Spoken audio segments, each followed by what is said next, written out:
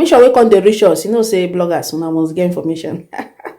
That's why most of una like us.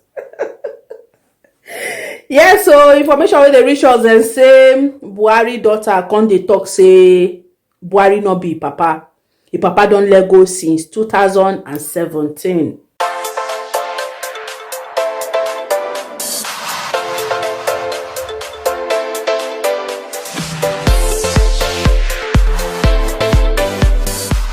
My beautiful people, now welcome. I hope una dey fine. Happy weekend. Yes, let's make I drop this one real quick before they do what they do. Yes, for the weekend. Okay, yeah, information wey come dey reach us. You know, say bloggers una must get information. That's why most of una like us. Yeah, so information wey dey reach us and say Buhari daughter come dey talk say Buhari no be papa. The papa don let go since 2017. And then people head begin dey catch fire, you know. Me, I can't dey wonder, say, wait, so is it that people are just hearing this for the first time, or won't I hear am for the first time? It no really make sense. But now it can't dey make a lot of sense, you know. And I never see the kind leader when you be like, say, you dey see wetin dey happen. In fact, now you want even dey let go your children. The bloody wey dey happen no concern you.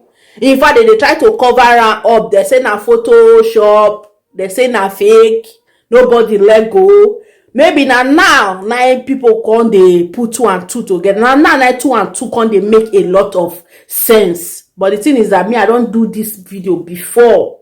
In as much as I can't go find the video self, I no see, I call the look, say, wetin remove this video here. I don't do this video before. The time when it be like, say, the thing they hot, one Nnamdi Kanu wanted they bring proof. As if, say, the person when it be like, say, even do the face. Like, people will do the face. They can't give Nnamdi Kanu proof of waiting they saw.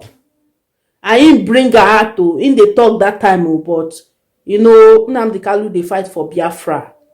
People will just feel, say, you want rubbish. Buhari, you want bring Nigerian down because you want make Biafra go, you know. People no believe that time.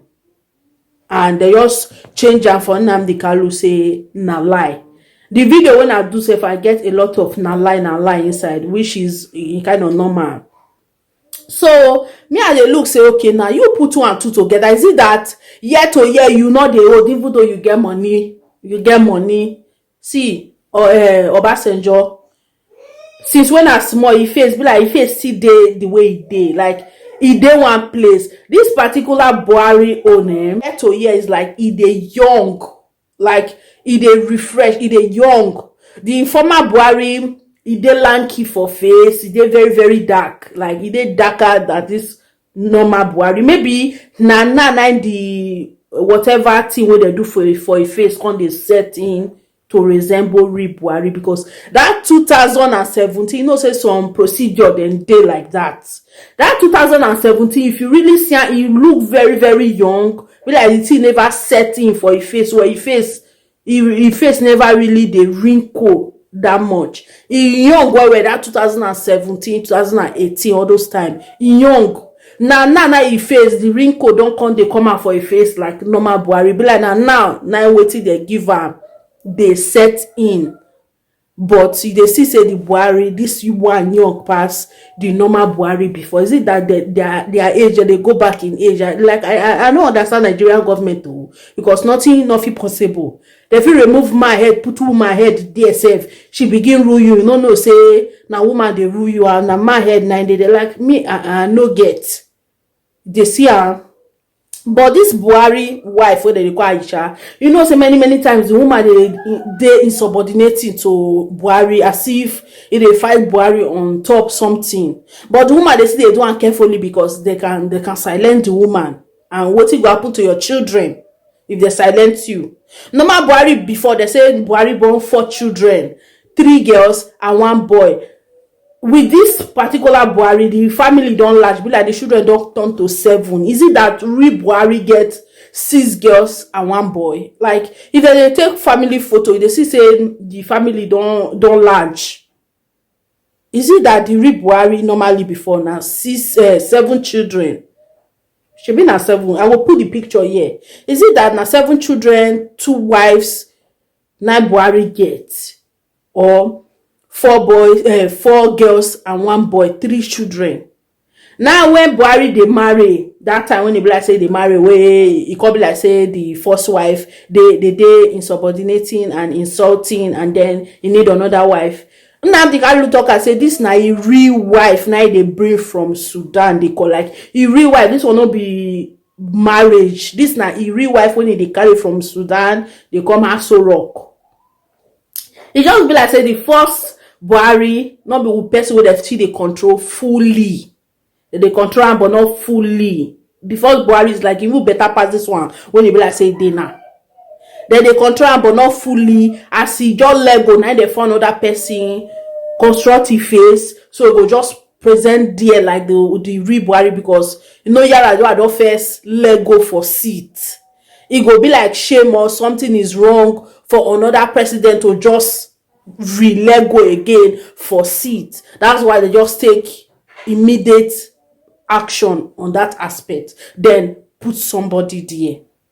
But the thing is that the person where they put there no get much say.